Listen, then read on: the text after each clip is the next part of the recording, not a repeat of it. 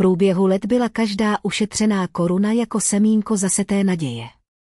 Alina se vzdala drobných radostí, utáhla si opasek až k bolesti a proměnila své sny v konkrétní cíle, to vše proto, aby svým rodičům, oběma s vážnými fyzickými omezeními, poskytla slušný domov ve městě, daleko od útrap života na venkově. Klíč k těmto snům zhmotněný v cihlách a maltě by měl otevřít dveře k novému životu. Když však překročila práh svého největšího triumfu, nepotkala ji vděčnost, kterou si zasloužila, ale zrada, která bolela víc než jakákoliv oběť. Dobrý večer, posluchači. Jmenuji se André Branco a sledujete Labyrinthos Familiares, podcast, který zkoumá neviditelné sítě utkané mezi 4 stěnami. Dnes uvádím skutečný příběh, který ukazuje, jak ambice jedněch mohou zničit sny druhých a jak někdy je mlčení největším spoluviníkem bezpráví. Alina nepatřila k těm, kteří by se museli klanět okolnostem. Když potkala Marka, syna Inny Glebovny, ženy, jejíž jméno v jejím vlastním domě znělo jako věta, už na svých bedrech nesla tíhu mimořádného odhodlání. Tchýně, bývalá učitelka na elitní škole, si dívku při jejich prvním setkání prohlédla od hlavy k patě a bez zamyšlení řekla: prosté selské děvče, vhodné jen na vaření borště. Já tady vládnu. A tak to bylo. Inna vládla domu železnou pěstí a všichni, manžel, syn, potenciální snacha, tančili na hudbu, kterou si vybrala. Alina však nebyla naivní. Věděl, že bydlet u tchyně znamená vyměnit jednu klec za druhou, ale bez mrknutí oka přijal pozvání, když Inna zavelela: nenechám svého syna bydlet v pronajatém pokoji a nic jíst, opravdu nebylo na výběr. Vzhledem k tomu, že Mark vydělává skromný plat jako programátor a Alina se stále školí jako zdravotní sestra, se sny stát se lékařkou, byl pronájem nemovitosti nedosažitelný luxus. Ale měla plán. Plán, který by vyžadoval roky strádání, bezesné noci a pevnou disciplínu. Zatímco Inna sledovala každý cent utracený v supermarketu a požadovala vysvětlení za každou minutu mimo domov, kde jsem to byl. Můj syn má hlad. Alina pracovala 2krát.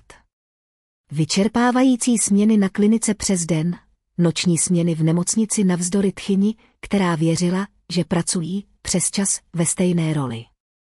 Každá skutečná úspora byla cihlou v budování lepší budoucnosti. Ne pro ní a Marka, jak si všichni mysleli, ale pro Sergeje a Tamaru, její rodiče. On, amputovaný po nehodě na farmě, ona, slepá ke komplikacím cukrovky, oba uvězněni v domě, který se pod jejich silami rozpadal.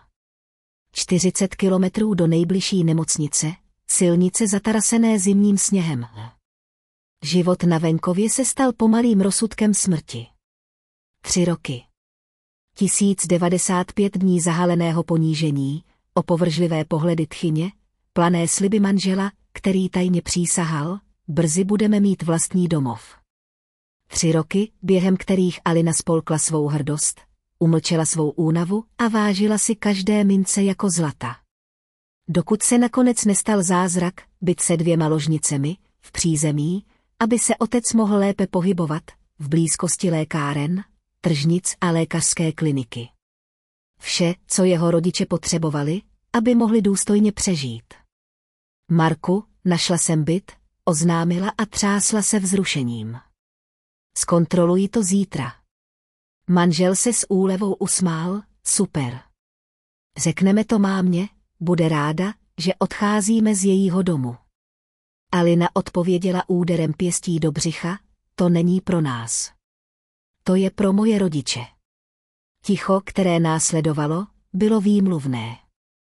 Mark, zvyklý plavit se v rozbouřených vodách své matky a manželky, nevěděl, co říct. Nebylo tam žádné nadšení, žádná vzpoura, pouze rezignace těch, kteří si raději nezvolili ani jednu stranu. Následující měsíce se nesly v hektických přípravách. Alina řešila finance, koupila základní nábytek a použité, ale funkční spotřebiče. Každý detail byl navržen s ohledem na pohodlí rodičů. Dokud nepřišel ten velký den. Bez varování nasedla do auta a jela směrem k vesnici, odhodlaná překvapit Sergeje a Tamaru. Tati, mami, zbal si věci. Dnes máš nový domov. Matčiny slzy a otcovo pevné obětí byly odměnou za léta obětování.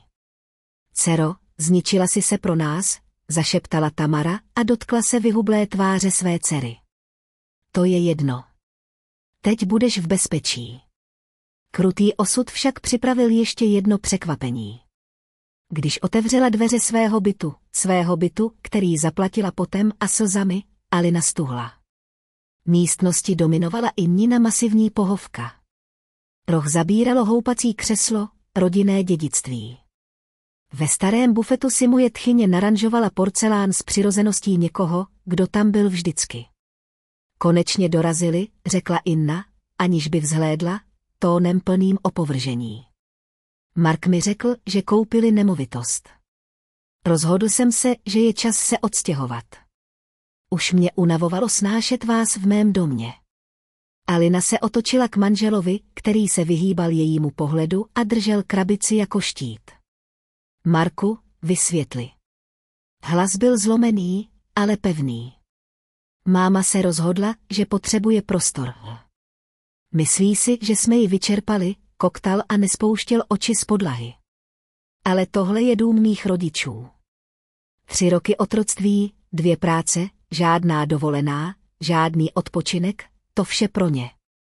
Další se suše zasmál, vašim rodičům se na farmě daří dobře. Já ne. Potřebuji klid. Markovo mlčení bylo posledním nožem. Alina znala ten prázdný pohled, schrbený postoj někoho, kdo se raději schová, než aby tomu čelil. Sergej, opírající se o berli, sklesle zavrtěl hlavou. Tamara, ztracená v prostředí, které mělo být jejím úkrytem, zašeptala, dcero, možná bychom se měli vrátit. Ne. Vložila se do toho Alina a její hlas teď zněl jako tvrzená ocel. Tohle je tvůj domov. A já se teď nevzdám. Bitva právě začínala. Koupil jsem to pro tebe. Linie byla nakreslena s neobyčejnou jasností. Alina se otočila ke své tchyni a oči měla studené jako led na zimním jezeře. Inno Glebovno, žádám tě, abys sebrala své věci a opustila tento byt. Teď. Z tenkých rtů ženy se vydral suchý smích. Cože? Děláš si ze mě srandu, holka. Už jsem se tu usadil a nemám v úmyslu odejít.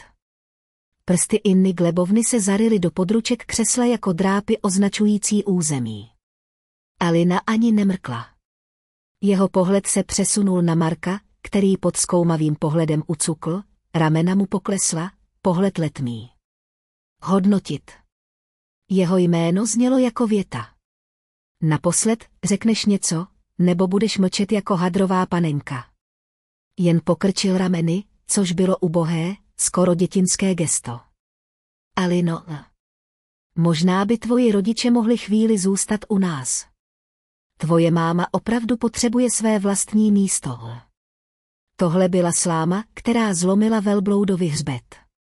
Něco uvnitř Aliny se zlomilo, ne s prasknutím, ale s tupým zvukem, jako když se kost zlomí pod pomalým, neúprosným tlakem. 3 roky. 3 roky vyčerpávajících změn, vynechávání jídel a odložených snů. 3 roky šetření každé mince, snášení opovržlivých pohledů, kyselých komentářů, každodenního ponižování, když se mnou zacházejí jako s vetřelcem v mém životě. A teď bylo jeho vítězství bez okolků pošlapáno, jako by to byl laciný rozmar. Zaplavil ji ledový klid. Rozumím. Hlas byl klidný, téměř klidný. Při odemykání mobilu se mu mírně chvěly prsty, ale odhodlání v jeho očích nezakolísalo. Egor Viktorovič. Dobré ráno. Tady Alina Sergujevna z kliniky. Pamatujete si náš rozhovor o tom bytě? Ano, přesně. Přerušení. Vyskytl se problém. Potřebuji tě. Teď. Inna Glebovna sledovala tuto scénu s posměšným úsměvem. Komu si volal, co? Policie? Myslíš, že mě odsud dostanou? Jeho tón byl triumfální, jako by už viděl, jak se jeho snacha sklonila k jeho vůli. Ne. Alina strčila mobil do kapsy, rty zkroutila a... Něco, co nebyl úsměv. Zavolal jsem právníka. Je to také soukromý detektiv a bývalý policista. Radil jsem se s ním, než jsem podepsal papíry pro tento dům. Mark se začal neklidně přesouvat a přenášet váhu z jedné nohy na druhou. Alino, vyřešme to v klidu. Už jsme to zkusili, vložila se Suše. Vybral si svou stranu. Teď si vyberu svou. O 20 minut později zazvonil zvonek. Ve dveřích stojí impozantní postava, právník Jegor Viktorovič Samoilov. Bezvadné oblečení, vzpřímené držení těla, pohled, který viděl příliš mnoho na to, aby na něj udělala dojem rodinná dramata. Dobré ráno, pozdravil a s chirurgickou přesností si prohlédl místnost. Co to tu máme? Vysvětlila Alina. Krátký. Potřebuji. Bez emocí. Právník poslouchal, přikývl a otočil se k Inně Glebovně. Medam, tento majetek získala Alina Sergojevna z osobních prostředků, získaný před a během manželství, ale pouze na její jméno. Dokumenty jasně říkají, toto je soukromý majetek, nikoli majetek manželů. Má plné právo s ním nakládat, jak uzná za vhodné. Ale můj syn je její manžel, vykřikla Inna Glebovna s obličejem červeným rozhořčením. Všechno by se mělo sdílet. Zákon to popírá, odpověděl Egor nezaujatě. Manželé mohou mít výhradní majetek. A tenhle zvedl složku s kopiemi, patří Alin Sergojevně. Jeho pohled se přesunul na Marka. Mladí muži, jste nelegálně na cizím pozemku a snažíte se nad ním převzít kontrolu. To je neoprávněný vstup. Vypočítaná pauza. Mimochodem, čl. 139 trestního zákoníku. Marek zbledl. Ale já jsem manžel. Že na tento majetek nemáte právo, uzavřel právník a kliknutím zavřel složku. Máte dvě možnosti, počítal na prstech, jako by to vysvětloval tvrdohlavým dětem. Buď odejdeš dobrovolně s tím, že si vezmeš své věci, nebo hned zavolám policii a nahlásím útok. A mám kontakty na státní zastupitelství, kteří se toho případu rádi ujmou. Mobil už měl v ruce. Inna Glebovna si odfrkla a mávala rukama v teatrálních gestech. To je nesmysl. Marku, neposlouchej toho nováčka. Šikanuje nás.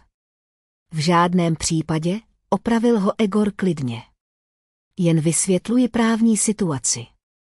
Jeho prst se vznášel nad obrazovkou. Zavoláme policejní auto, nebo vyřešíme věc civilně. Mark se podíval na svou matku.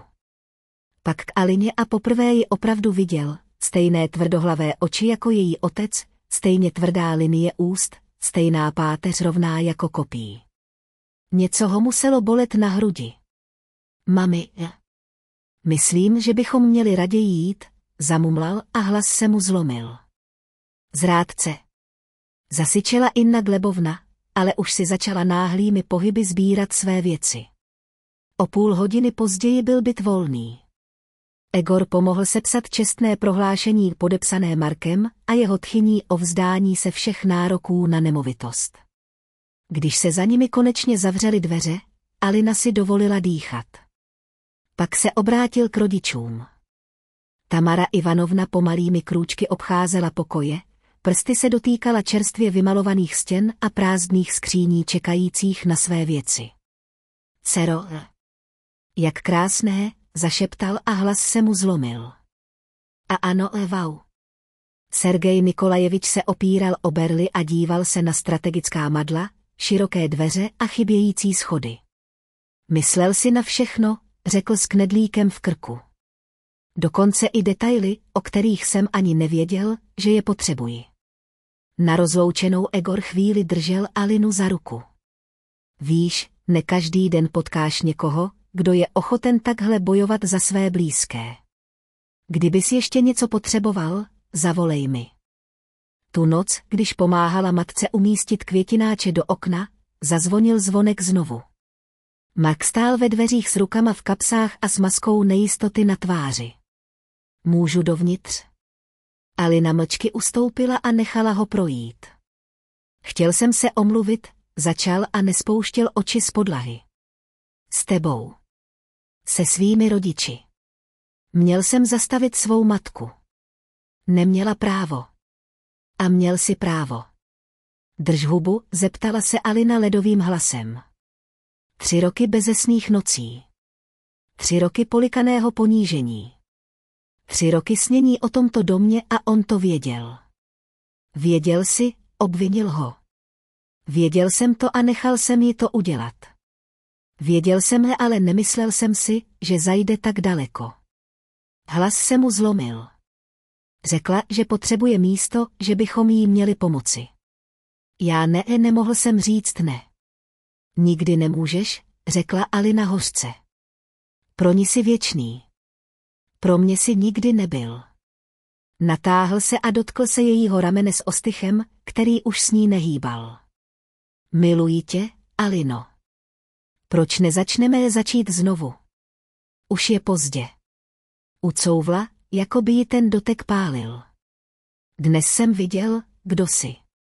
A uvědomil jsem si, že už nechci být tvou ženou. Opouštíš mě? Koktal a široce otevřel oči. Ne. Alina zavrtěla hlavou, hluboký smutek nahradil hněv. Osvobodím tě. Vrať se ke své matce, Marku. Povzdech. Nikdy si opravdu nebyl můj. Tam, kde dříve byly jen bouřky, je nyní klid. A vždy tam byli a pěstovali to. O 5 let později oslavila 4členná rodina svůj nový domov. Aina a Maxim následovali svou dceru Polinu chodbami domů, zatímco vzduch naplnil smích a hlasy. Zahrada byla plná hostů, kolegů z kliniky, přátel, které jim život po bitvě nadělil, sousedů, kteří se stali téměř příbuznými.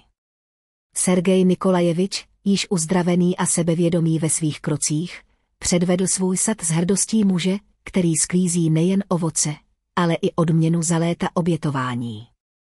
Tamara Ivanovna zase rozdávala své slavné pyrogy s velkorysostí někoho, kdo ví, že jídlo je jen záminka k nasycení duší. Když v noci utichl poslední smích a rodiče se odebrali do svého rohu domu, Aina a Maxim zůstali sami na balkóně, obklopeni hvězdnou přikrývkou nebe. Ticho mezi nimi bylo stejně úplné jako slova, která si už vyměnili. Víš. Zamumlala a prsty si hrála s okrajem sklenice na víno. Někdy si myslím, že epizoda bytu byla to nejlepší, co se mohlo stát. Kdyby se mi to moje tchyně nepokusila ukrást, možná bych pořád zůstala u Marka, polikala bych to ponížení a nikdy bych nezjistila, že i takový by mohl být život. Někdy musíte něco ztratit, abyste získali všechno. Maxim si ji přitáhl blíž a zabořil bradu do jejich vlasů. A pravdu. Ale nejvíc mě dojímá, jak jste v tu chvíli nejen odolali, ale také našli správná slova a správné lidi. Jako by vždy znal cestu. Aina se usmála a v očích jí skřilo světlo hvězd nebo možná něco staršího, víc její. Udělal jsem to, co by udělal každý, abych ochránil osobu, kterou miluje. Pauza. A víte co? Udělal bych to všechno znovu. Bez váhání. Odtud viděli osvětlenou zahradu, kde v teplém nočním vzduchu tančily světlušky. Někde za domem spala Polina a tiše dýchala. Na druhou stranu rodiče odpočívali, byli v bezpečí a dostávali péči, kterou jim byla tak dlouho odepírána. Občas Aina na ten den ještě vzpomínala, na den, kdy přijela s rodiči do nového domova a našla svou tchyni, Lasičku a triumfátora, jak přerovnává nábytek ve svém domě. Tehdy se zdálo, že svět skončí. Dnes jsem to viděl tak, jak to bylo, ne pád, ale objížďka. Jedna z těch krutých zvratů osudu, která nakonec existuje jen proto, aby nás posunula k tomu, co si skutečně zasloužíme. A byla tam. Přesně tam, kde má být vždy.